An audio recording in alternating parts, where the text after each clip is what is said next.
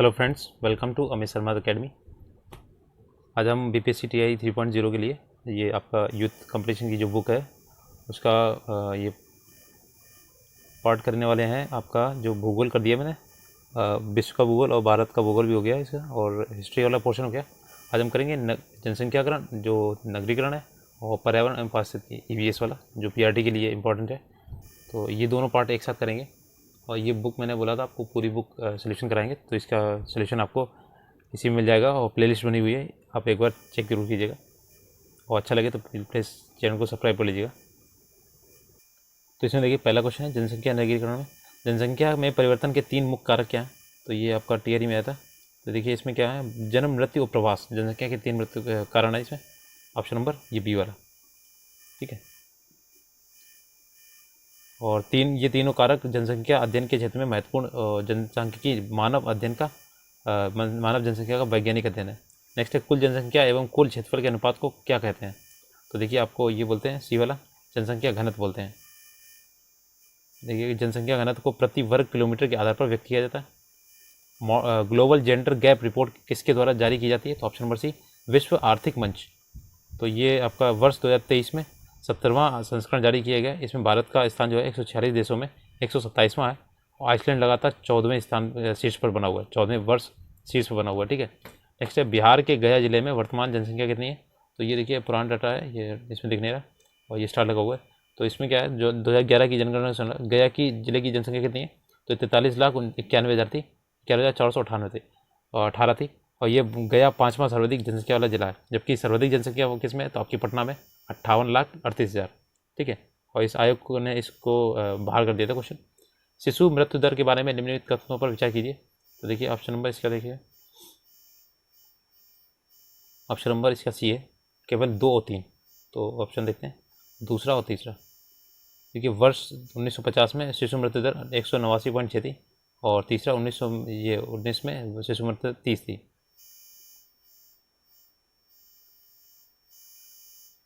ठीक है, तो इसमें देखिए अभी एक्सप्लेनेशन, ये शिशु के जन्म से लेकर ठीक 1 वर्ष की आयु के बीच मृत्यु की संभावना को जो प्रति 1000 जीवित जन्मों पर व्यक्त की जाती है।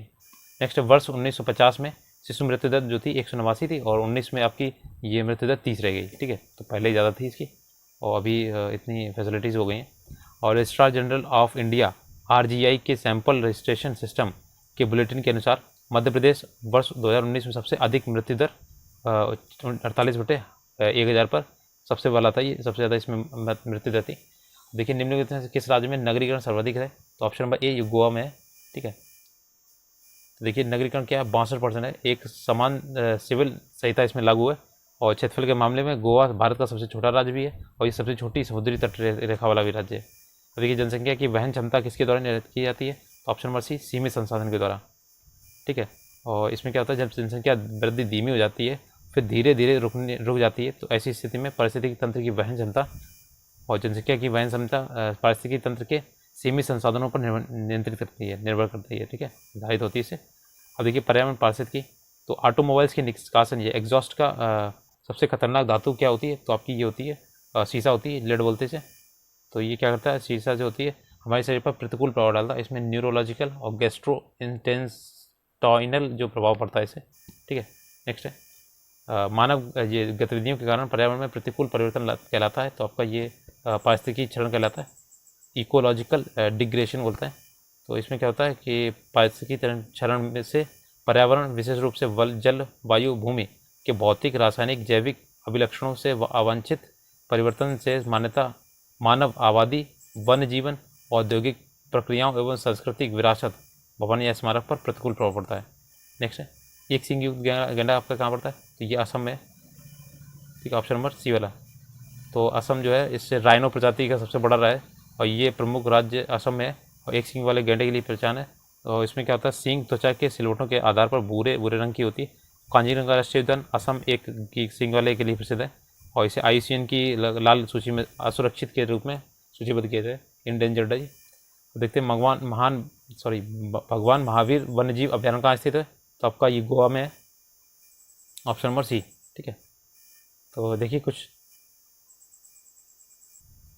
भगवान सर, इसका वन्यजीव अभ्यारण्य आपका राजस्थान में, भगवान महावीर जो वन्य जीव अभ्यारण्य आपका गोवा में, और कुनो जो वन्य जीव अभ्यारण्य है, और राष्ट्रीय पार्क भी आपका मध्य प्रदेश में। ठीक है, नेक्स्ट देखते हैं।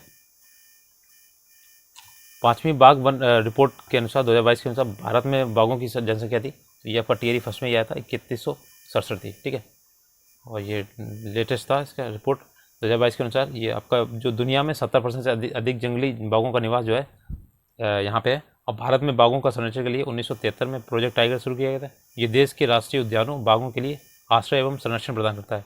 नेक्स्ट है मेलघाट टाइगर रिजर्व का संबंध किससे, तो ये आपका है बी, महाराष्ट्र है।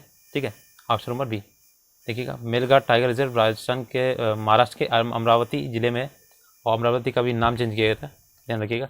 यह टाइगर रिजर्व मध्य भारत के सतपुड़ा हिल रेंज की दक्षिणी शाखा पर स्थित है, जिसे गढ़वाल हिल कहा जाता है, और 1974 में इसे बाघ अभ्यारण्य घोषित किया गया। ये प्रोजेक्ट टाइगर के तहत 1974 से 74 में अधिसूचित पहले 9 बाघ अभ्यारण्यों में से एक है।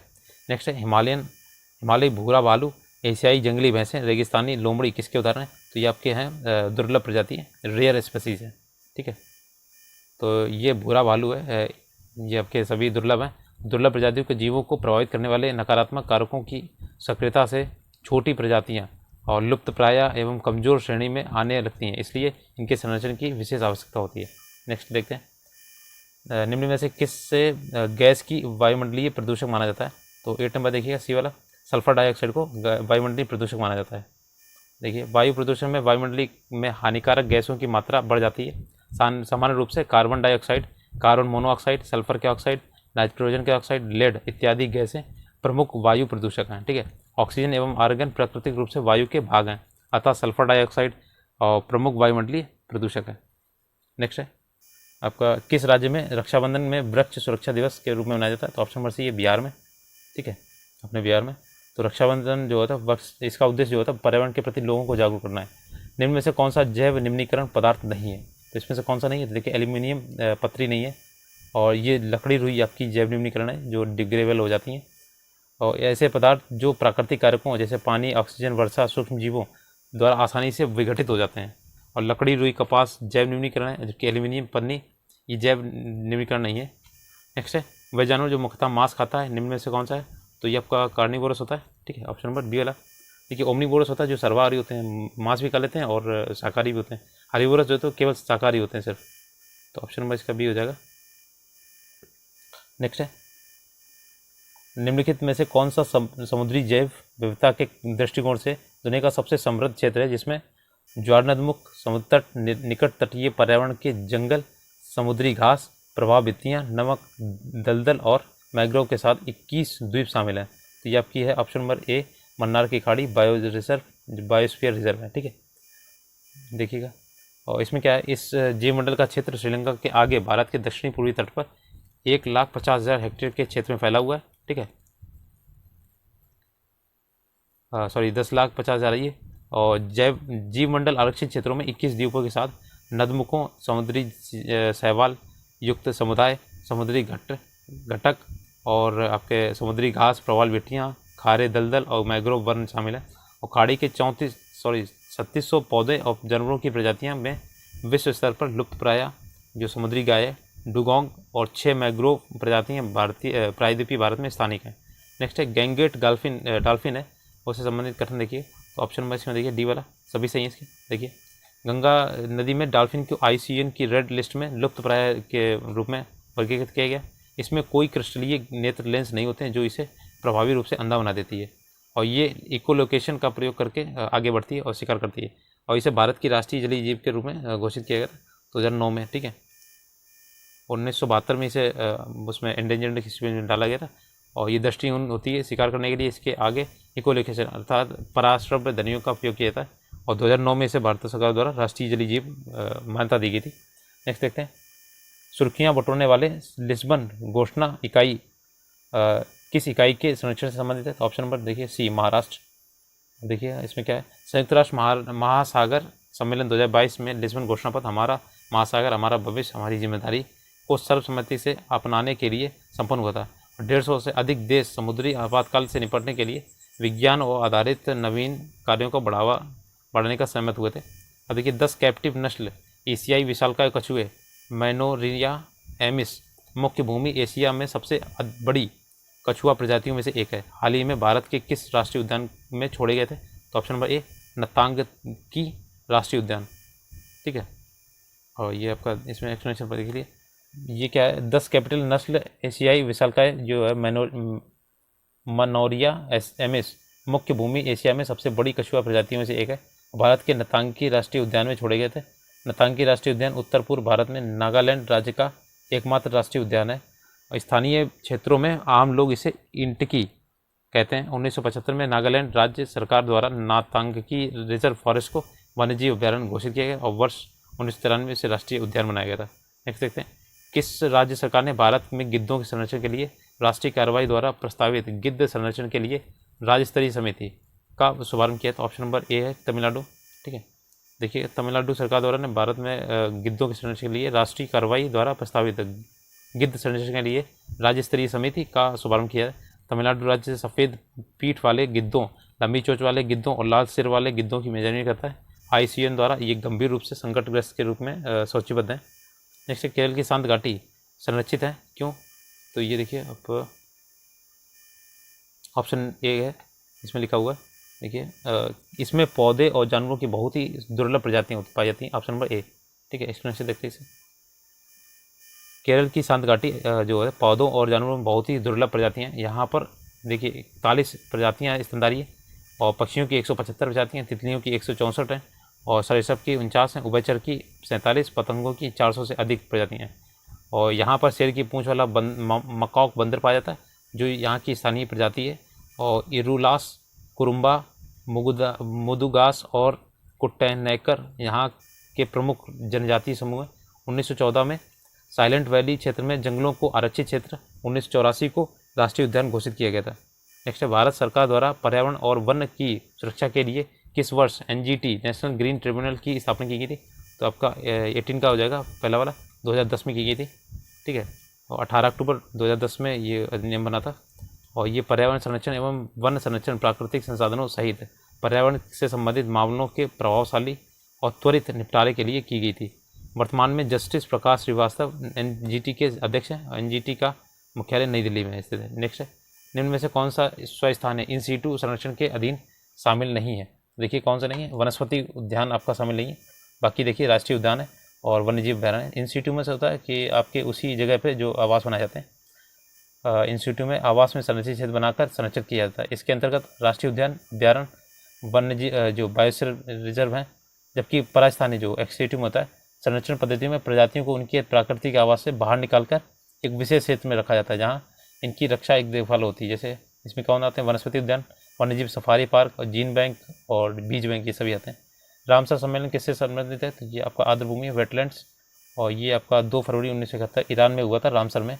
और इसमें रामसर संधि के नाम से जाना था। भारत में इसे 1 फरवरी 1982 में हस्ताक्षर किए थे। नेक्स्ट है, निम्न में लिखित में से कौन सा शुष्कातारंभी अनुक्रमण से अग्रगामी प्रजाति के रूप में कार्य करता है? तो आपका ऑप्शन नंबर ए लाइकेन, ठीक है।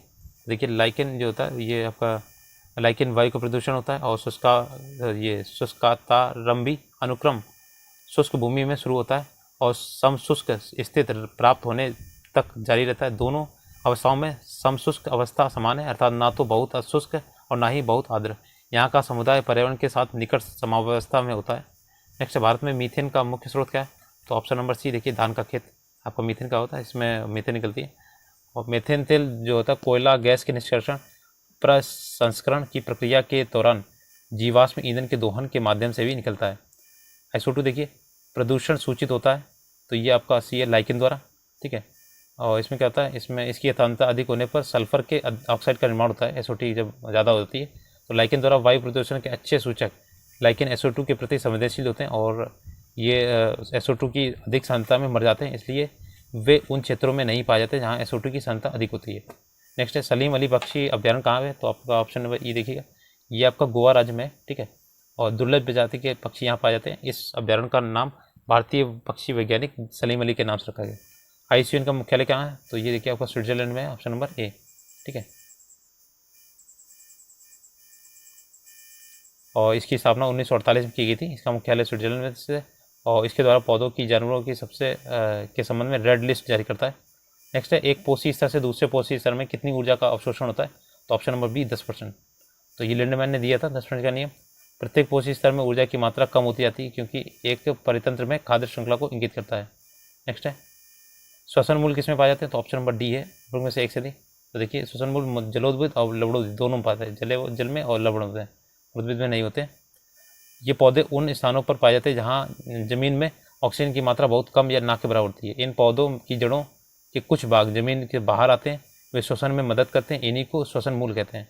अब नेक्स्ट देखते हैं, निम्नलिखित में से कौन सा द्वितीयक प्रदूषक है? तो आपका डी है, देखिए उपरोक्त में से एक से अधिक है। तो आपका इसमें पैन भी हो जाएगा और SO2 हो जाएगा। देखिए ऑप्शन नंबर ए और बी दोनों हो जाएंगे। ओजोन नहीं रहेगा इसका, ओजोन आपका प्राथमिक है। जबकि प्राथमिक जो होते हैं ना, वो प्रत्यक्ष तौर पर वायु प्रदूषण का कारण बनते हैं, जैसे कार्बन डाइऑक्साइड है, कार्बन मोनोऑक्साइड है, नाइट्रोजन के ऑक्साइड, सल्फर डाइऑक्साइड है, ये सभी। नेक्स्ट है, पारिस्थितिक तंत्र में ऊर्जा प्रवाह का 10% नियम। तो लिंडमैन ने दिया था, ऑप्शन नंबर ए। ठीक है, नेक्स्ट है, उन्होंने बोला था कि एक पोषी स्तर से दूसरी पोषी स्तर में 10% ऊर्जा का स्थानांतरण होता है और शेष ऊर्जा वातावरण में लुप्त हो जाती है। नेक्स्ट है, पारिस्थितिक तंत्र में वाई आकार का ऊर्जा प्रभाव मॉडल किसके द्वारा दिया गया था? तो ऑप्शन नंबर ए ओडम के द्वारा दिया गया था। और इन्हें लिंडमैन ने ऊर्जा का प्रभाव 10% का नहीं दिया था और पारिस्थितिक तंत्र में वाई आकार का इन्होंने ओडम ने दिया था। निम्नलिखित आंदोलनों में से किसका भारतवर्ष के अंतर्गत बहुउद्देशीय परियोजनाओं के विरुद्ध शुभारंभ किया गया था? तो ऑप्शन नंबर डी है, उसमें से एक से अधिक हो जाएगा। देखिए, नर्मदा बचाओ, टिहरी बांध आंदोलन और चिपको आंदोलन भारतवर्ष के अंतर्गत बहुउद्देशीय परियोजनाओं के विरुद्ध प्रारंभ किए गए थे। गुजरात के सरदार सरोवर बांध नर्मदा नदी पर बने बड़े बांध में से एक है। नर्मदा बचाओ आंदोलन की शुरुआत 1985 में मेधा पाटेकर और बाबा आमटे ने की थी। नेक्स्ट है, मिथाइलोग्लोबोमिनिया निम्नलिखित से किसके सदूषित पानी पीने से होती है? तो ऑप्शन नंबर ए नाइट्रेट की वजह से होती है। और ये क्या करता है? ये रोग नाइट्रेट के उच्च पानी और सब्जियों के सेवन, नाइट्रोजन युक्त रसायनों के संपर्क में आने से होता है। जो नाइट्रेट के उच्च स्तर से के साथ पानी पीते हैं या नाइट्रेट दूषित पानी से बने खाद्य पदार्थ खाते हैं, ऑक्सीजन की कमी के कारण गंभीर स्वास्थ्य हानि विकसित होती है। अब देखिए नेक्स्ट देखते हैं परितंत्र में ऊर्जा का प्रभाव क्या होता है। तो ये एक दिशी होता है। ठीक है, देखिएगा, परितंत्र में ऊर्जा का प्रभाव एक दिशी होता है तथा इसमें सौर ऊर्जा की ऊर्जा एकमात्र स्रोत है। प्रकाश संश्लेषण द्वारा पादप सूर्य की विकिरण ऊर्जा का प्रयोग करके अकार्बनिक पदार्थों से ये खाद्य का निर्माण करते हैं। इनमें से कौन सा परितंत्र संगठक है? देखिए इसमें कौन से है? तो ये आपका डी वाला हो जाएगा। ये उसमें से एक से अधिक जंतु, पादप और सूक्ष्म जीव। तो ऑप्शन नंबर डी हो जाएगा। ये एक्सप्लेनेशन देते हैं। परितंत्र के दो घटक होते हैं, जैविक और एक अजैविक। और जैविक में क्या होते हैं? हरे पौधे, उपभोक्ता, अपघटक शामिल होते हैं, जबकि अजैविक में वायु, जल, सौर ऊर्जा, ताप और प्रकाश, मृदा, ये सभी आते हैं। अब देखिए, जो गैस जो है ना लैंडफिल से उत्पन्न होती है, तो आपकी कौन सी? ऑप्शन नंबर बी मीथेन आती है, CH4। और इसे क्या करते हैं? ये लैंडफिल अपशिष्ट पदार्थों को दफनाने के लिए बनाए गए गैर बायोडिग्रेडेबल कचरे के लिए एक विस्तारित भंडार क्षेत्र है। इसमें प्राकृतिक रूप से बैक्टीरिया द्वारा गैस उत्पन्न होती है। कार्बन डाइऑक्साइड, मीथेन, नाइट्रोजन और हाइड्रोजन सल्फाइड लैंडफिल गैस हैं। ठीक है, निम्नलिखित में से कौन सा जंगल में आहार श्रृंखला का प्रतिनिधित्व करता है? तो ऑप्शन नंबर ए देखिए, पादप जो होता है, पादप को हिरण खाता है, हिरण को शेर। ठीक है, तो इसमें शेर आपका सर्वोच्च होगा जाएगा। इसमें पर्यावरण में प्लास्टिक जो थी वो ऑप्शन नंबर डी देखिए किसके द्वारा विघटित नहीं होती है? तो देखिए आपका ये है, प्लास्टिक जीवाणु, मृत्योपजीवी और परजीवी क्रियाओं द्वारा विघटित नहीं होता है। ठीक है, प्लास्टिक के अपघटित होने में अनेक वर्ष लगते हैं। इसमें रसायन आसपास के परिवेश में घुलने लगते हैं तथा समय के साथ छोटे छोटे कणों में टूट जाते हैं और हमारी खाद्य श्रृंखला में प्रवेश करते हैं। ऊर्जा के स्रोत जो कार्बन उत्सर्जन में वृद्धि नहीं करते हैं, कौन शामिल है? देखिए, तो आपके इसमें से ऑप्शन नंबर डी। तो ये देखिए, अक्षय ऊर्जा स्रोत कार्बन उत्सर्जन नहीं करते हैं। अक्षय ऊर्जा को प्राकृतिक रूप से नवीनीकरणीय संसाधन के रूप में वर्गीकृत किया गया। इसमें सौर ऊर्जा, पवन, भूतापी बायोमास, जैव अपशिष्ट और जल विद्युत शामिल है। नेक्स्ट है, आहार श्रृंखला में शाखान्वित श्रृंखला को क्या कहा जाता है? तो ऑप्शन नंबर सी आहार जाल कहा जाता है इसमें। ठीक है, और ये सामान्यतः प्रत्येक जीव दो या दो से अधिक प्रकार के जीवों द्वारा खाया जाता है, इसमें जो स्वयं अपने अनेक प्रकार के आहार बनाते हैं। अतः एक सीधी आहार श्रृंखला के बजाय जीवों के मध्य आहार संबंध शाखान्वित होते हैं तथा शाखान्वित श्रृंखलाओं का जाल बनाते हैं, जिसे आहार जाल कहते हैं। नेक्स्ट है, हरे पौधे सूर्य के प्रकाश की ऊर्जा का कितना %? तो ये आपका 80 है। 1% ये ग्रहण करते हैं, 10% का नियम जो लगता है, और बाकी ये जो है आपकी निर्मुक्त हो जाती है ऊर्जा। नेक्स्ट है, किसके नेतृत्व में चिपको आंदोलन को मजबूती मिली थी? तो option number C, Sunderlal Bahuguna. ठीक है, ऑप्शन नंबर सी। इसमें काफ़ी विवाद हुआ था कि इसमें वो अमृता देवी बिश्नोई भी होना चाहिए। तो आपका 1975 में ये उत्तराखंड जिले में सुंदरलाल बहुगुणा द्वारा वृक्षों की कटाई के बचाने के लिए ये आंदोलन शुरू किया गया था। गोविंद सिंह रावत, चंडी प्रसाद और गौरा देवी इसमें सम्मिलित थे। नेक्स्ट है, आहार श्रृंखला में प्रथम पोषी स्तर पर मौजूद होता है। तो आपका ये स्वपोषी होता है, ऑटोट्रॉप्स होते हैं। ठीक है, तो इसमें क्या होता है, स्वपोषी जैसे हरे पौधे होते हैं और प्रथम पोषी स्तर पर मौजूद होते हैं, जबकि प्राथमिक ये होते हैं टिड्डा जैसे द्वितीयक मांसाहारी या द्वितीयक मेढक जैसे हो गया आपका, तृतीयक आपका शामिल सांप हो गया इसमें शामिल। अब निम्न में से कौन सा जीव क्लोरोफिल की उपस्थिति में सूर्य के प्रकाश का उपयोग कर अकार्बनिक पदार्थों की कार्बनिक यौगिकों में परिवर्तन करता है? देखिए ऑप्शन नंबर इसका, तो ये आपका ऑप्शन नंबर डी हो जाएगा। देखिए इसमें होता है स्वपोषी जीव, जैसे जीव पौधे, शैवाल, कुछ जीवाणु क्लोरोफिल की उपस्थिति में सूर्य के प्रकाश का उपयोग करके अकार्बनिक पदार्थों को कार्बनिक यौगिक जैसे शर्करा में परिवर्तित करते हैं। जीव जो होते हैं सौर ऊर्जा को रासायनिक ऊर्जा में परिवर्तित करके जीवमंडल में महत्वपूर्ण भूमिका निभाते हैं, जिनका उपयोग खाद्य श्रृंखला में अन्य जीवों द्वारा किया जाता है। नेक्स्ट है, निम्नलिखित में से कौन सा पारिस्थितिकी तंत्र में गैसीय जैव भू रासायनिक चक्र नहीं है? तो ऑप्शन नंबर फास्फोरस चक्र नहीं होता, नाइट्रोजन चक्र है और ऑक्सीजन चक्र है।